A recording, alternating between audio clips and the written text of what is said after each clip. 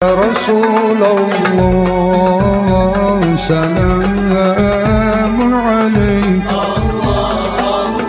يا رفيع الشمال.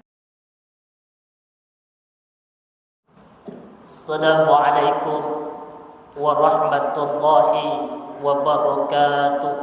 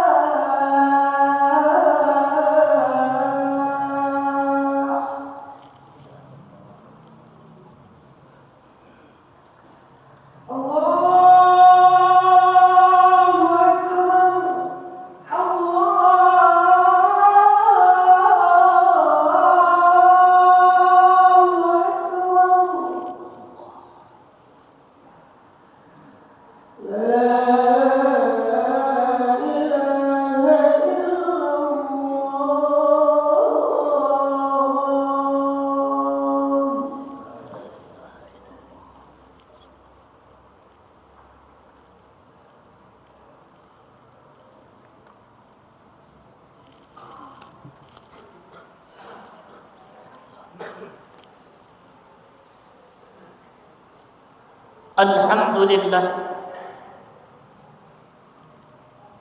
alhamdulillahilladzi anzala as-sakinata fi qulubil mu'minin liyazdadu imanan ma'a imanihim. Ashhadu an la ilaha illallah wahdahu la syarika lah wa ashhadu anna Muhammadan abduhu wa rasuluh. Allahumma fassalli wa sallim wa barik ala sayyidina wa maulana Muhammadin wa ala alihi wa ashabihi rasulillahi ajma'in. Amma ba'du fa ya ibadallah, usikum wa nafsi bitaqwallah faqad fazal muttaqun. Ittaqullaha haqqa tuqatih wa la tamutunna illa wa antum muslimun.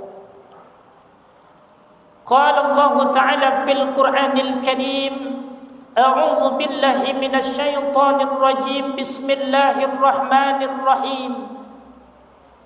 يا أيها الذين آمنوا اتقوا الله وقولوا قولا سديدا يصلح لكم أعمالكم ويغفر لكم ذنوبكم ومن يطع الله ورسوله فقد فاز فوزا عظيما. Sadaqallahul azim. Kaum muslimin sidang jemaah Jumat yang dirahmati Allah Subhanahu wa taala. Bersyukur kita kepada Allah dengan mengucapkan alhamdulillahirabbil alamin. Allah masih memberikan kepada kita nikmat kesempatan dan juga nikmat kesehatan.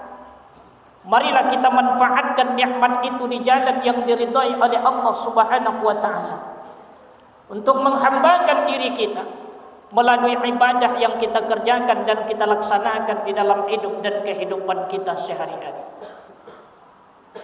Selawat berangkaikan salam buat baginda Rasul sallallahu alaihi wasallam. Allahumma salli ala sayyidina Muhammad wa ala ali sayyidina Muhammad. Mudah-mudahan dengan salawat yang kita lantunkan hari ini, yang kita baca dalam hidup dan kehidupan kita di permukaan dunia yang panah ini, ketika nanti kaki kita melangkah di hadapan Allah Subhanahu wa taala, baginda Nabi memberikan syafaatnya kepada kita.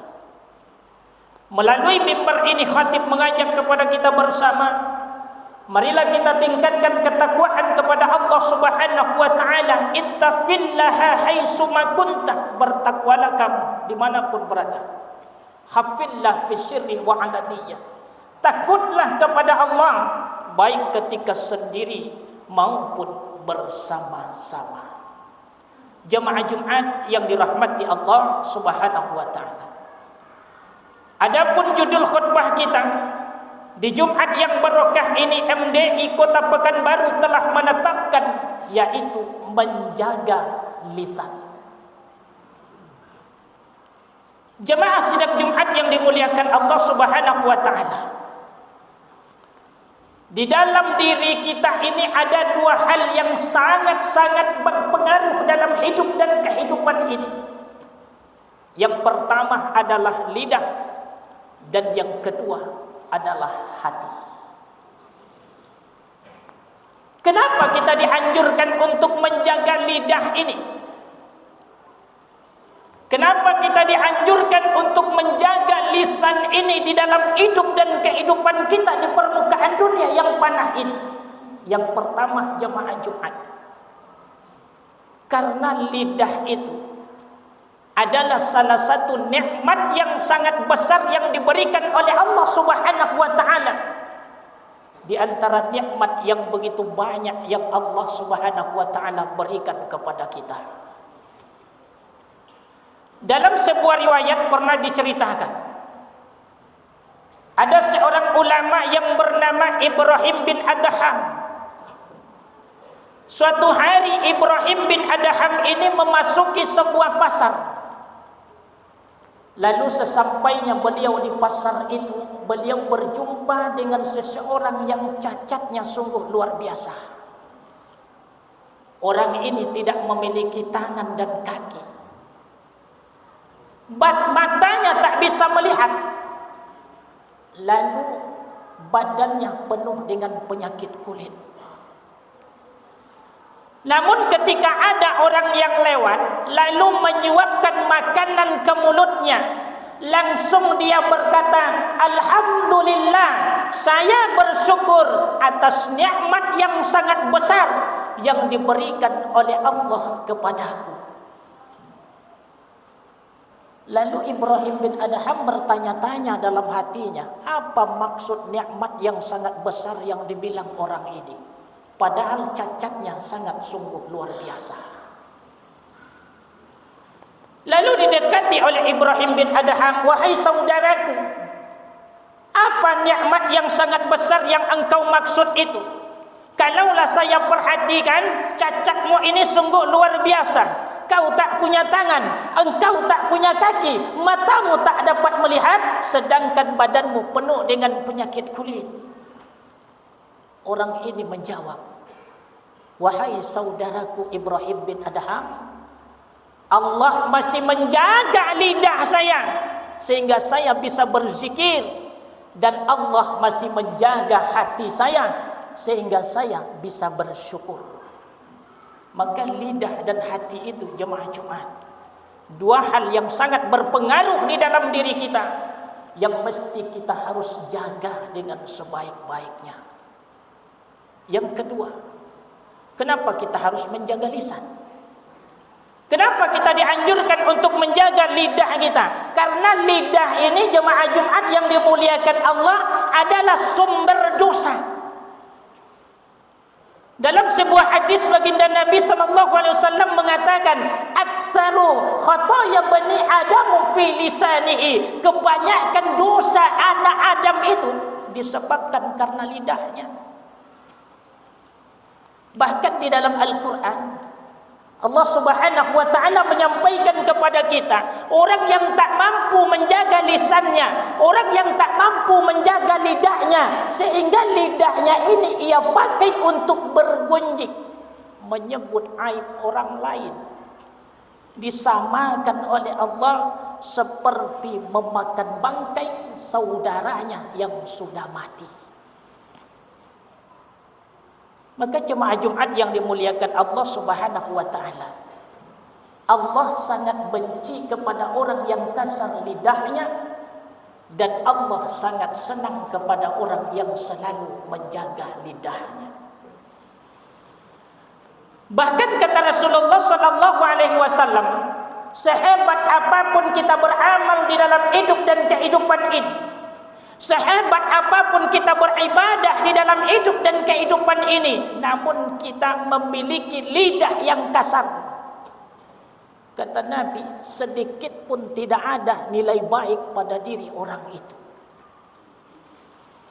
Ibadahnya luar biasa mulia, amalannya sangat luar biasa bagus, banyak ia beramal dalam hidup dan kehidupan ini. Ketika dia berbicara, bicaranya menyakiti hati orang lain, bicaranya menyinggung perasaan orang lain. Orang yang seperti ini, kata Rasulullah, sedikit pun tidak ada nilai baik dalam dirinya.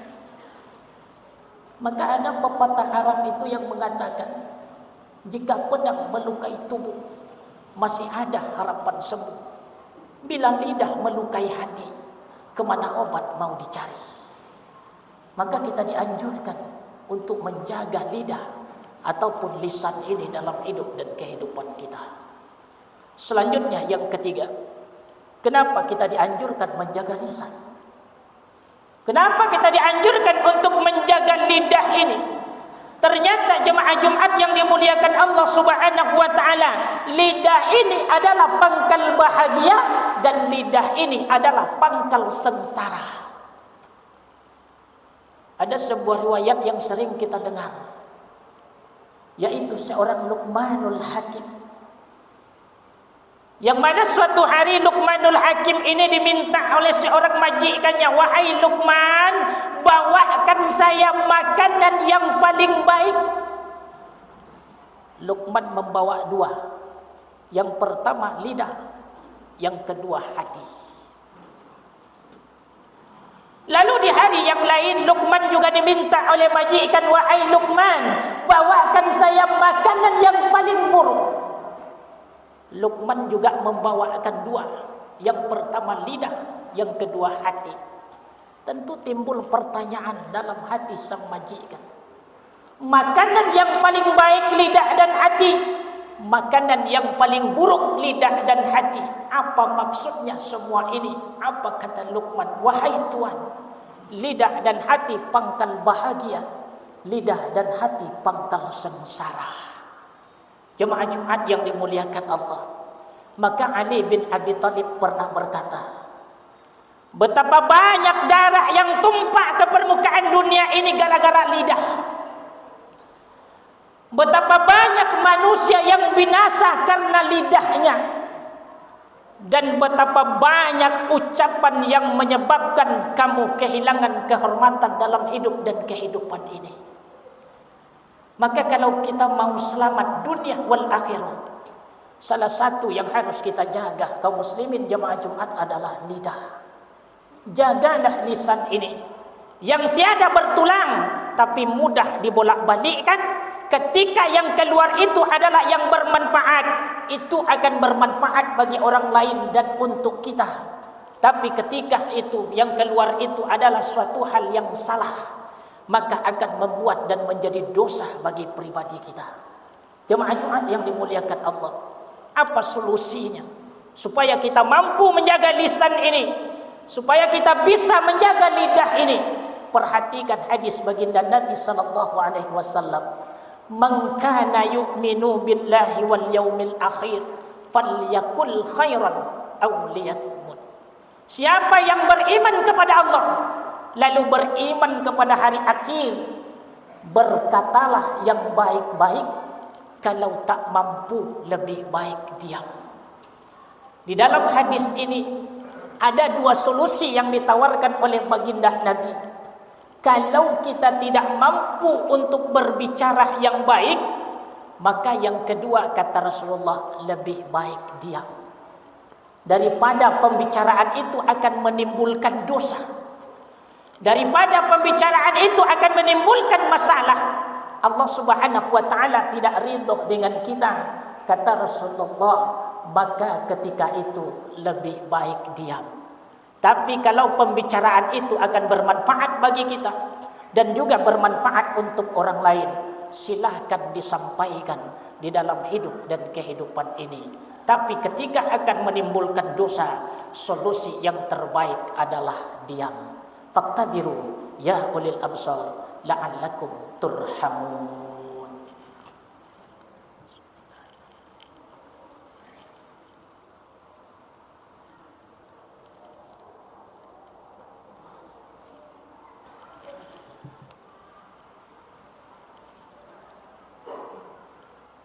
Alhamdulillah. Alhamdulillahilladzi hadana lihadza wa ma kunna linahtadiya laula an hadana Allah. Asyhadu an la ilaha illallah wahdahu la syarika lah wa asyhadu anna Muhammadan abduhu wa rasuluh.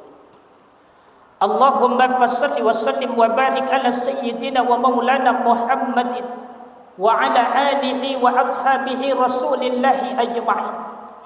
Amma ba'du fa ya ibadallah, usikum wa nafsi bitaqwallah faqad fazal muttaqun. Ittaqullaha haqqa tuqatih wa la tamutunna illa wa antum muslimun.